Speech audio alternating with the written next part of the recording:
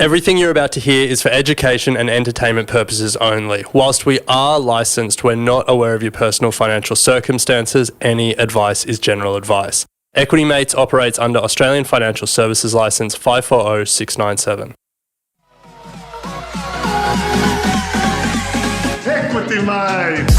I will say this about investing. Everything you do learn is cumulative. What I learned at 20 is useful.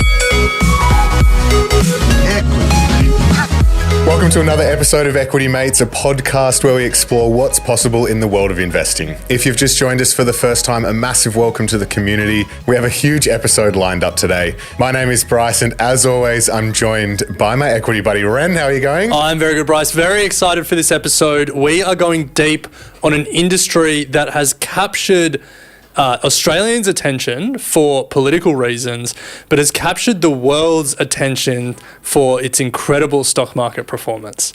So it's time that we talk about it, we take a good look at it and see what we can learn. We're going deep on the nuclear energy industry. We are. It's been, as you said, catching headlines. So today we're going to set the scene. Why nuclear power? Why is it in the headlines at the moment? How AI is involved here? A look at the Australian story. Then we'll be diving into the costs, how much it costs to build, the time constraints, and then closing out with all things investing and the companies that are actually playing in this space at a global scale. So let's start at the very beginning. What is nuclear power? It uses a nuclear reactor to control the release of energy from splitting an atom, nuclear fission. Hopefully one day we can do nuclear fusion, but we can't at this stage.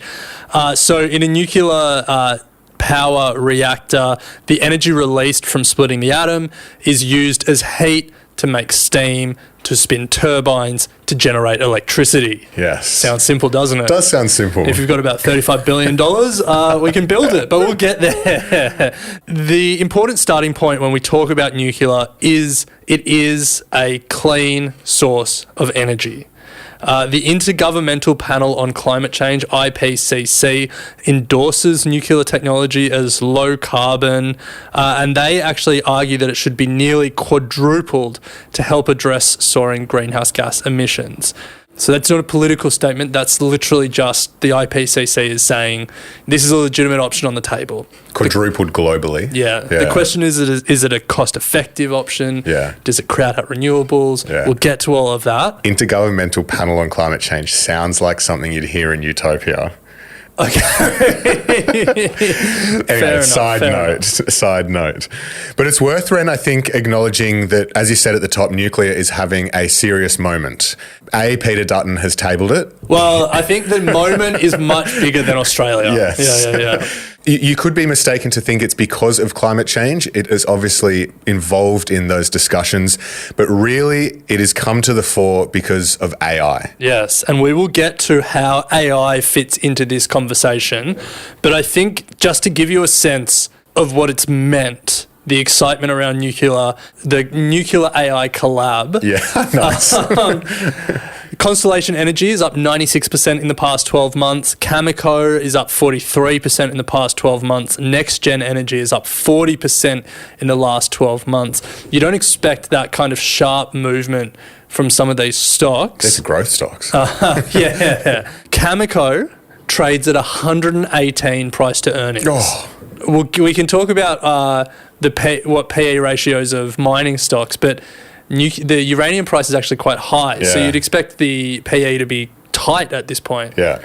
But it's not. Wow. Yeah, so there's a lot of growth there's a lot of growth expectations with nuclear, and it's not because of climate change, it's because of AI. Yeah, so those three stocks we will unpack in a little bit more detail towards the end of this episode, but let's move on to why and how AI is involved here, and it starts with the power requirements.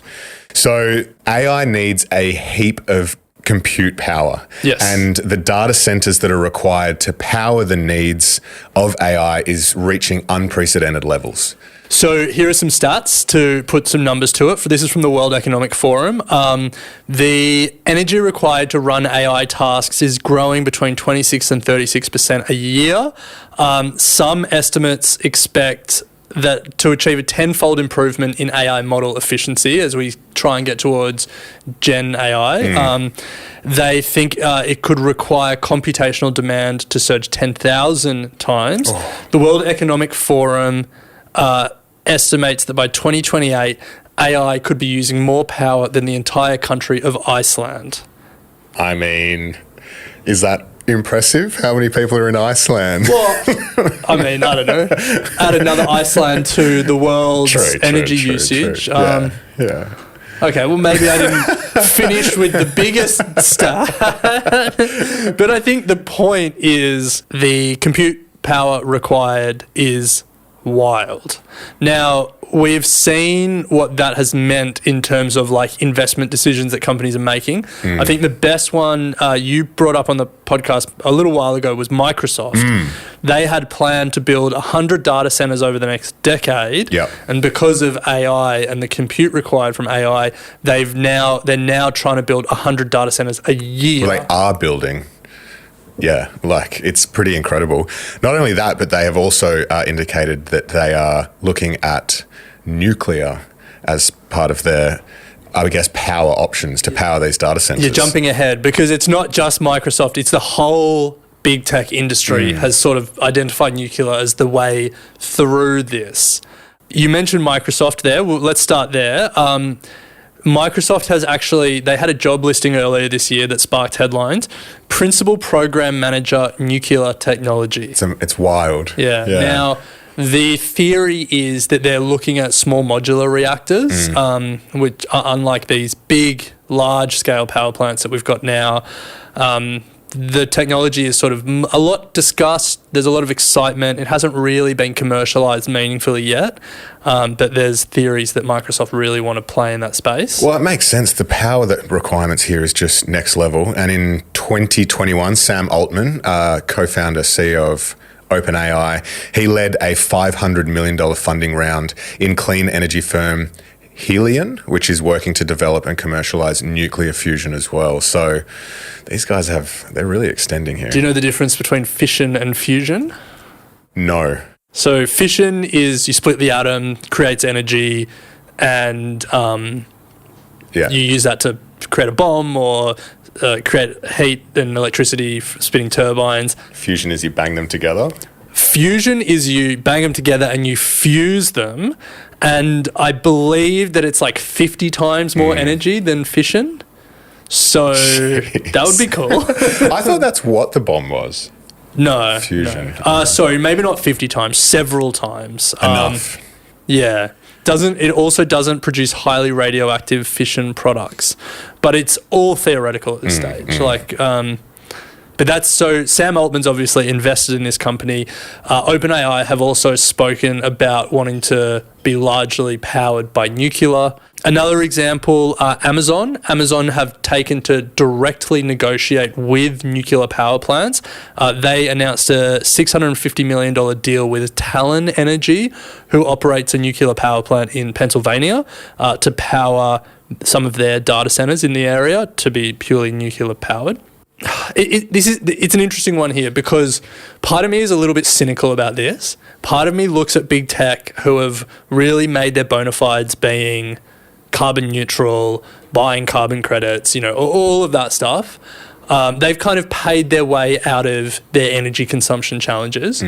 And you could argue this is just an extension of that, where it's like, we are going to need heaps of energy to do what we need to do. And how we make it seem like we're still climate conscious is we lean in hard on nuclear. But energy production is substitutable. Like if big tech is directly contracting with these nuclear power plants that already exist and already feeding power into the grid, and then you need to generate more energy. Let's take America, for example. Natural gas has completely killed the nuclear energy in nuclear industry in the US because it's cheaper to build and cheaper to operate. And so like the N+1 unit of energy is coming from gas, even if big tech have contracted with nuclear. Does that make sense? Yeah. Like it's not the net benefit is still not there. Yeah, Amazon contracting with Talon Yeah. isn't creating new nuclear capacity. Yeah, it's it's just them taking allocating nuclear. existing nuclear capacity. Yeah. Whereas Microsoft saying they want to invest in these small fusion nuclear plants would be. Completely different. Yeah, but it's completely different, and it all might just be a little bit of a nod to them being in the game. But the reality is the time scale on these, which we'll get to, and the cost involved, they're still going to need, the need for the power is going to outstrip their ability to get these things up and running quickly. Yeah. Unless AI all crashes and burns. Unlikely. So anyway. Well, I think just to round that conversation out, Alphabet, parent company of Google, for years was carbon neutral because they bought carbon credits. They no longer claim to be carbon neutral, partly because of questions around carbon credits, but also because of the power consumption from AI. So this is a big thing for the big tech players.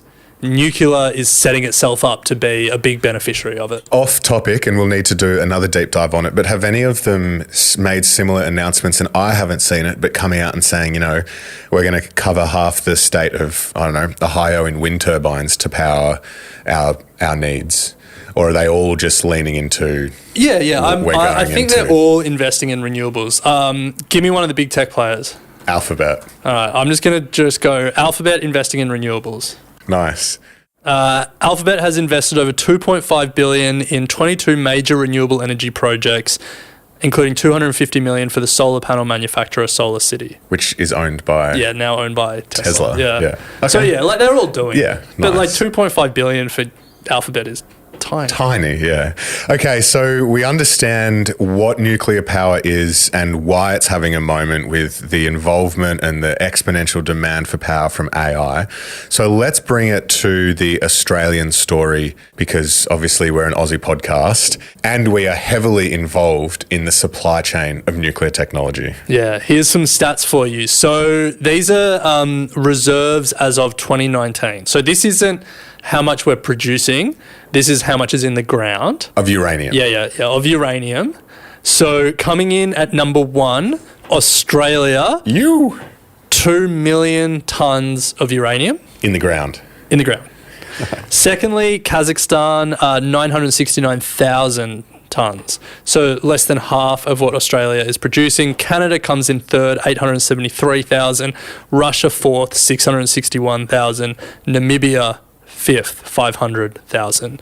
So box seat. Australia is a nuclear energy player because of its uranium stores. And so we'll touch on some of the names that are mining uranium, but we have some reactors like Lucas Heights, mainly for medical, like nuclear medicine, but we don't have nuclear power in Australia, and we don't have nuclear weapons in Australia. No, the uranium story is not why it's been a big part of the conversation of late. It is. No. The nuclear power is why we are seeing it as a big conversation, primarily because of Peter Dutton's proposal. Now, if you're unaware of what Peter Dutton, the opposition leader here in Australia, has proposed, it is 7 nuclear power plants to be built in Australia by 2050, the use of government money to build them, and at this stage his proposal has no cost attached to it, and to build them at locations of current coal-fired power plants so that the grid connection isn't an issue. Which is actually an issue with renewables. Grid connection, yeah. And building like high voltage transmission lines and all of that stuff. So he's and all of this was conveyed on one PDF, I think. So, $1 billion startup start on the back of a napkin. He certainly got the conversation started. However, we're trying not to be political here. I know. True. Yeah, unbiased. So the question is, what was the reactions from media and I guess CSIRO when this proposal was tabled? So speaking of not being political, this is CSIRO's conclusions that we're going to read verbatim. Yeah. 3 points they raised. Nuclear power does not currently provide the most competitive solution for low emission electricity in Australia. The cost for small modular reactors are currently high but could improve over time. Large-scale nuclear is more competitive but exceeds the costs of wind and solar. Long development times mean nuclear won't be able to make a significant contribution to achieving net zero emissions by 2050. So they're their conclusions. So we wanted to dig into that and sort of understand the costs in sort of two parts. First of all, the time and cost to build, and then secondly, the operating costs. But not just look at what they've assumed in Australia, but have a look at some of the examples around the world. So let's start with the time and cost to build. Now, Gen Cost is a leading economic report by CSIRO in collaboration with the Australian Energy Market Operator, and it was used to estimate the cost of building future electricity generation and storage. So when we look at solar and wind, cost per megawatt is between $100 and $140. When you then look at large-scale nuclear, cost per megawatt is between $155 and $250, and then you look at the small modular reactors, you're looking at about $387 to $641. So exponentially higher than solar and wind. Yeah. Now, the energy industry nerds are going to pick you up on saying per megawatt rather than per megawatt hour. Okay. The range doesn't seem that crazy. Like, let's compare large-scale nuclear. You know, you're talking $100 to $140 compared with $155 to $252. You know, it's not crazy, but the thing is, you expand that over, you know, it's per megawatt hour, and like the costs really do start to blow out in comparison. The CSIRO concluded that it would cost as much as $17 billion and take more than 15 years to build a single nuclear power plant in Australia. Experts have panned this. That's probably well known for most people who follow politics. So we wanted to actually go a step further and understand what the experience has been overseas. And unfortunately for those that are pro-nuclear, and look, I put my hand up and say, like, I love the idea of nuclear, but the more that we look at it, the more it becomes really hard to justify it. So here are some of the more recent nuclear power plant case studies built in the West. So 2 in Europe, 1 in America. And what we find is a consistent theme is that even these higher cost and time estimates are often not high enough, and cost and time blows out. It's the classic case of grand designs. Have you seen it on the TV show? I don't watch it. Every single episode, they commit to a cost and a timeline, and it is every single time blown out. Yeah. So here are 3 examples. So let's start with Flamanville. Excuse my pronunciation, Flamanville 3, which was a nuclear power plant, which is a nuclear power plant in France. Construction started in 2007 with estimates it would be finished by 2012. As of 2020, it was 5 times over budget. Fuel loading was only completed in May 2024, so 12 years after its estimated completion date. I'm going to screw this pronunciation. Olkiluoto 3, a nuclear power plant in Finland, approved in 2005. It was the first large-scale nuclear reactor approved by a Western European government in 15 years. A lot of excitement about this when it was built. When it was approved. Construction began in 2005 with the start of commercial operations planned for 2010. 2 years later, December 2012, Areva estimated the full cost of building the reactor would be about $8.5 billion, which was more than 3 times the original delivery price. That was in 2012. Operations only started in 2023. Now, this project was so bad that it actually broke Areva, which was a French company, mainly nuclear pure play. All of the assets for the company were sold to EPA, like the big French, now government-owned energy player. And this company only exists with all of its liabilities related to this project attached still. Yeah. Oh my God. So it did not go well.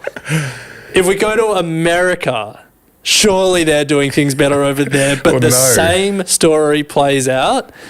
Unit 3 at Plant Vogtle, which was the most recent large nuclear power plant to be built in the US in the state of Georgia. They started the build in 2009. It was estimated to cost $14 billion and an estimated start date of 2016. It currently has cost $35 billion. So 21 billion over budget, and it only went online in 2023, 7 years late. So the story is double your budget, double your time horizon, and you'll probably get there. Yeah. Wow, it's not a very compelling case study. Yeah, and I guess the challenges, people then might ask, well, should we just focus on building the smaller footprint reactors? But similar challenges certainly remain for the smaller nuclear reactors. The carbon-free power project was a nuclear small modular reactor project in the United States, established in 2015, planned for full operation by 2030. It was the first and only project to receive a design certification from the Nuclear Regulatory Commission, which is an essential step before construction can commence.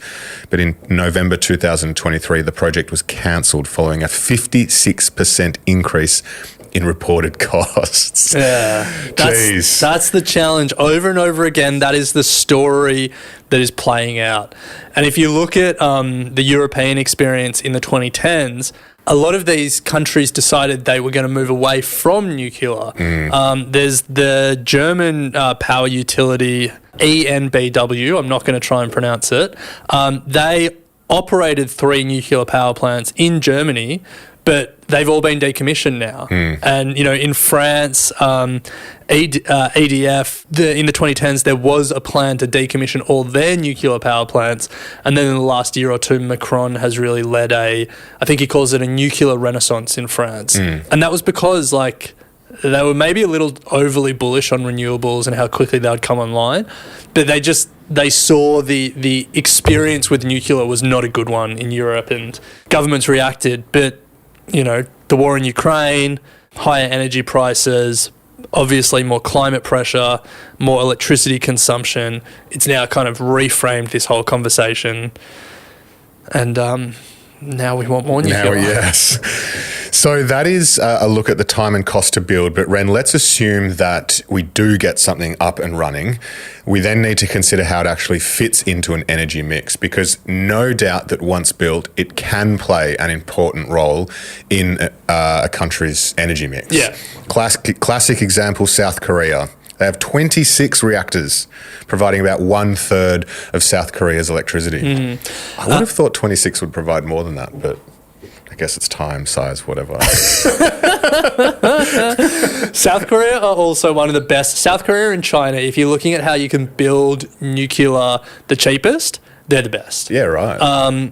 But once built, it's pretty cost competitive. So these are South Korean numbers from the Korean Power Exchange. Nuclear power costs 61.5 won per kilowatt hour, whereas solar costs 149.9 won. So that's pretty good. Yeah. But the problem is you can't just operate it. You have to pay to build it and then operate it. And that introduces this concept of the levelized cost of electricity. And really what that tries to calculate is it tries to basically aggregate the cost of production and the cost of building, and it creates a net present cost of electricity generation for a generator over its lifetime. So you look at build cost, you look at operating cost, and you looked at lifetime of the asset, and you can get a sense of like an apples to apples comparison of how much each form of generation is going to cost. Wind v solar, v fairly. Yeah. V nuclear. Yeah. Lazards is a company that calculates this. We've pulled their levelized cost of electricity by source 10th edition, unsubsidized by governments, and here are the ranges. So $32 to $62 per megawatt hour for onshore wind, $50 to $60 per megawatt hour for solar, $82 to $155 for offshore wind, $97 to $136 per megawatt hour for nuclear. So it comes in at more expensive. Damn. So I think if we pause here, we say at this point that it's unlikely we're going to see a lot of new nuclear built purely on economics. Yeah. Now, I think there is a reasonable argument to be had that what isn't factored into any of these numbers is the catastrophic cost of climate change. Yeah. And then if you build that into your model, all of a sudden, perhaps it's worth it. Then the argument becomes, but if you do that, you crowd out other investments. and perhaps the best thing is to let the market operate. Well, if you do that, you'd also probably see that a lot of those other options, onshore, solar, offshore, would also drop.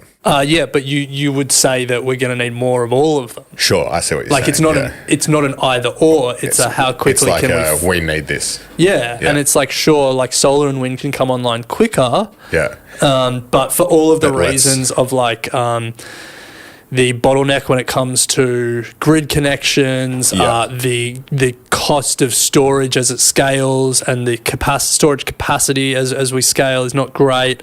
Yeah, I think, there is an argument that there should be more investment in all of it. I think I'm pretty sympathetic to the idea that if the government spends $20 billion on building nuclear reactors, the investment decisions from private investors about investing in wind and solar will be perhaps dulled or muted. And perhaps as a government response to that, like you say, all right, well, we're going to guarantee a baseline return for any investment in zero emissions energy production. And perhaps that has some other unintended consequences, but perhaps that's a lever that they can pull. But I think for our purposes as investors, what we need to know is nuclear is expensive relative to some of the other options. Yeah. It's not looking likely, but let's take a quick break. On the other side, we're going to bring this all together and actually look at the investment opportunities that align with nuclear being in the headlines. We'll be right back.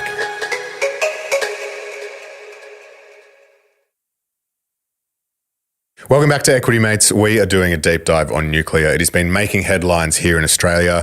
We've just covered off why nuclear, how AI is involved, the Australian story, the costs associated with it and the likelihood of it actually getting up and running versus some of the other renewable opportunities. But Ren, the most important part, given we're an investing podcast, is to look at the investment opportunity.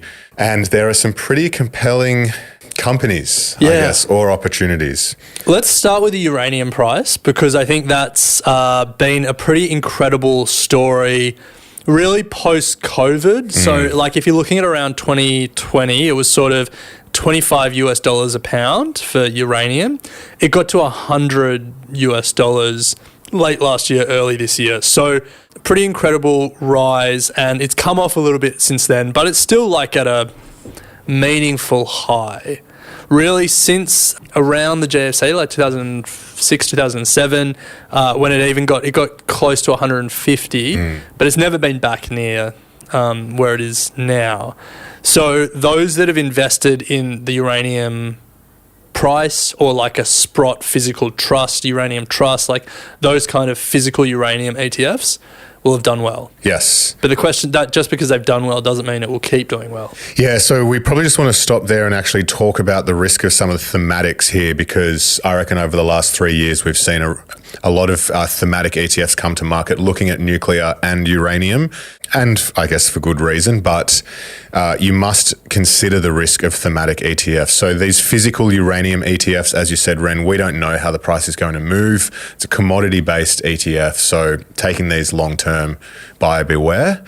And particularly with thematic company ETFs, we don't know which companies are going to be winners or losers. And in fact, researching some of these ETFs for this episode as well, you would expect to have sort of pure play in there, and a lot of the ETFs do have some big companies that are more broader electricity and gas companies that might have some side projects in nuclear and uranium and the like. So always do your research, look under the hood. Yeah, we'll get to the companies and the different sectors they operate in, but I think outside of mining, it's hard to find pure play nuclear. But with that said, let's get to it, and let's start with where you can find pure play uranium, at least, and that's the miners. And there are a couple of big kahunas in this space. None bigger than the Canadian company Cameco. They're listed in the US, CCJ is the ticker. They're one of the world's largest uranium miners and refiners. They have a facility at Cigar Lake, which produces the world's highest grade uranium. They've produced more than 100 million pounds since going online at that facility in 2015. 100 million pounds, and we have 2 million tonnes. 2 million tonnes, this. Okay. So Cameco's up 355% in the past 5 years. But as we said earlier in this episode, it's currently trading on a price to earnings of 118 while the price is high. So there's... it's buyer beware. I think, not advice, but buyer beware. If you zoom out on the Cameco chart, we're not going to be able to explain this on the podcast that well, but if you compare the uranium price chart and the Cameco price chart, unsurprisingly, they look very similar. And so that's just the call out that a lot of these miners will follow the uranium price, which is not unusual at all. No. Fortescue will follow the iron ore price. Gold. Exactly. Newcrest will follow the gold price. That's as you would expect. Yeah. But it's just a call out when you're investing in these companies. The other big kahuna is a company called Kazatomprom. It's a Kazakhstani company. It's listed, it's over the counter market. So the ticker NATKY. It's the world's largest producer and seller of natural uranium, providing over 40% of global primary uranium supply in 2019. As I said, Kazakhstan, state-operated company. So second giant. Another company to be aware of if you want to play in the mining space is NextGen Energy. It's Canadian. NXE is the ticker. The reason it's worth noting, it's got the lowest cost uranium project in development anywhere in the world. It's Rook I project in northern Saskatchewan. You didn't think I'd be able to pronounce that, did you? So that's another one to keep in mind. Probably to close it out, we should mention some of the Aussie names. Paladin and Boss are probably two of the more discussed ones that are in the uranium space, but there's heaps of others. Deep Yellow, Lotus Resources, Energy Resources for Australia. Unsurprisingly, because of our uranium reserves, we have a lot of players in that space, but none of them are quite the big kahunas of the overseas. No. Yeah. The Canadian company NextGen is also listed on the ASX. The ticker is NXG. Which mining company wouldn't want to be listed on the ASX? Yeah, Australians love miners. So those are the miners, Ren. Let's have a look at listed nuclear energy players. And I think this is where the conversation about trying to find pure play becomes difficult. Yes. So we've got Duke Energy listed on the New York Stock Exchange, DUK, an American electric power and natural gas holding company. There we go. Operates 8 nuclear power plants, but it is not pure play. For example, 14 coal-fired power plants as well. So, tough. So staying in the States, Constellation Energy is another one you'll see in a lot of these lists of investing in nuclear power. It was spun out of a major American utility, Exelon. It's the US's leading nuclear power plant operator. So you're thinking, all right, this is potentially a good investment. Over 19,000 megawatts of nuclear power generation, but that's part of a diversified portfolio that includes, all your usual suspects, renewables, gas. So again, not pure play. No. Yeah. Then there's Électricité de France listed. It was listed. Now it's actually fully state-owned. They have 56 active nuclear reactors spread out over 18 sites. But not listed anymore. And also, again, not pure play. EDF, again, has all the generation. A lot of renewables. Same story repeated in different countries. Iberdrola is one of the Spanish giants. It operates 5 nuclear power plants. But to give you a sense, about 3,000 megawatts of its generation capacity are nuclear, 20,000 are from renewables. So again, it's not pure play.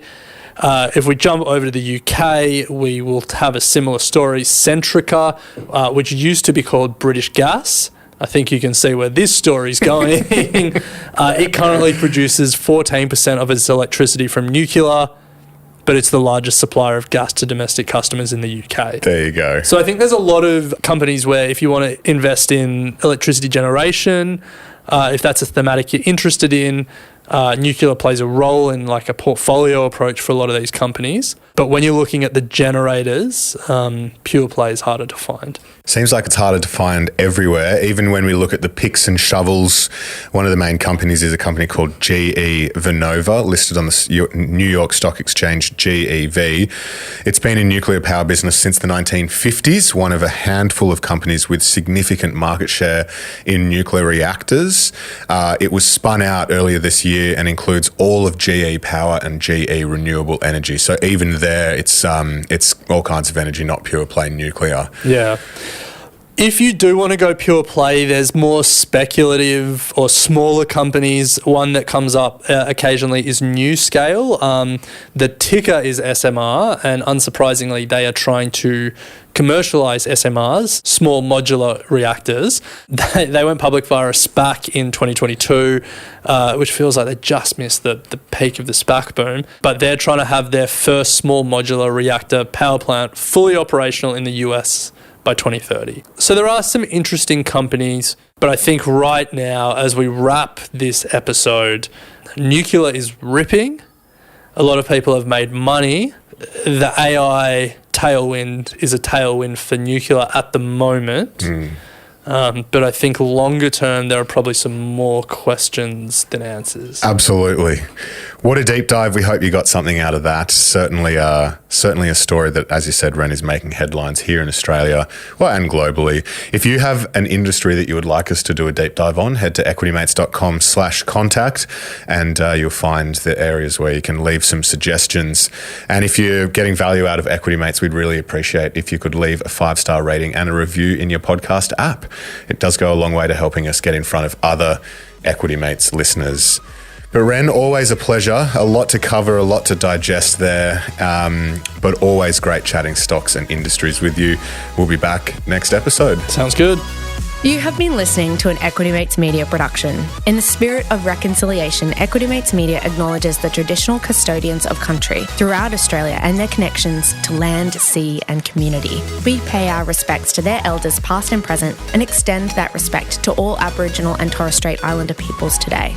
This podcast is intended for education and entertainment purposes. Any advice is general advice only and has not taken into account your personal financial circumstances, needs, or objectives. Before acting on general advice, you should consider if it is relevant to your needs and read the relevant product disclosure statement. And if you're unsure, please speak to a financial professional. The hosts of this podcast and their guests may have positions in the companies mentioned. Equity Mates Media operates under an Australian Financial Services Licence 540697.